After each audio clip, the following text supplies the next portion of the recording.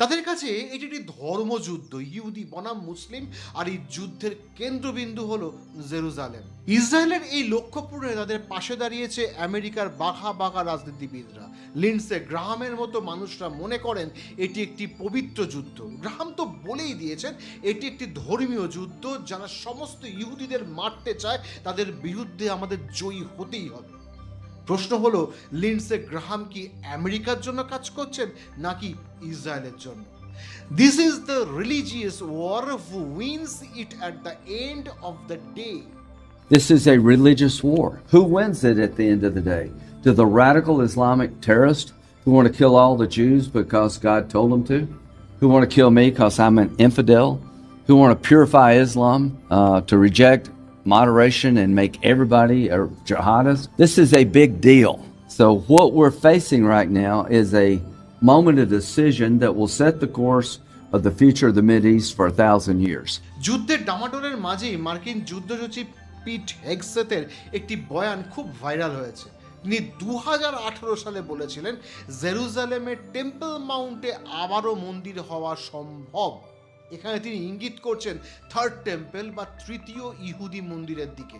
তিনি বলেছিলেন there is no reason why the miracle of the re-establishment of the temple on the temple mount is it possible. I don't know how it would happen, you don't know how it would happen, but I know it could happen. বাইবেলের ভবিষ্যৎ অনুযায়ী অনেক কট্টর ইহুদি বিশ্বাস করেন যে মাসিহার আগমনের জন্য এই তৃতীয় মন্দির নির্মাণ অপরিহার্য। কিন্তু সমস্যাটা কোথায়? সমস্যা হলো, যেখানে এককালে প্রথম ও দ্বিতীয় মন্দির ছিল, সেখানে আজ দাঁড়িয়ে আছে ইসলামের তৃতীয় পবিত্রতম স্থান আল আকসা মসজিদ। কট্টরবাদীদের মতে আল আকসা মসজিদ না সরানো পর্যন্ত এই মন্দির নির্মাণ সম্ভবই নয়। নেতানিয়াহু সম্প্রতি এক সংবাদ সম্মেলনে তো বলেই ফেলেছেন যে তারা মসিহার আগমনের জন্য পথ প্রশস্ত করছেন। এটি কি শুধুই ধর্মবিশ্বাস নাকি এর পিছনে রয়েছে কোনো রাজনৈতিক নীল নকশা? এটি একটি সক্রিয় প্রকল্প যার উপর নেতানিয়াহু বছরের পর বছর ধরে কাজ করে আসছেন। ইরানে যে হামলা হয়েছে, গাজায় যে গণহত্যা হয়েছে, লেবাননে যে দখলদারি চলছে, ওয়েস্ট ব্যাংকে যে আতঙ্ক চলছে, সবই এই প্রকল্পের এক জীবন্ত অংশ।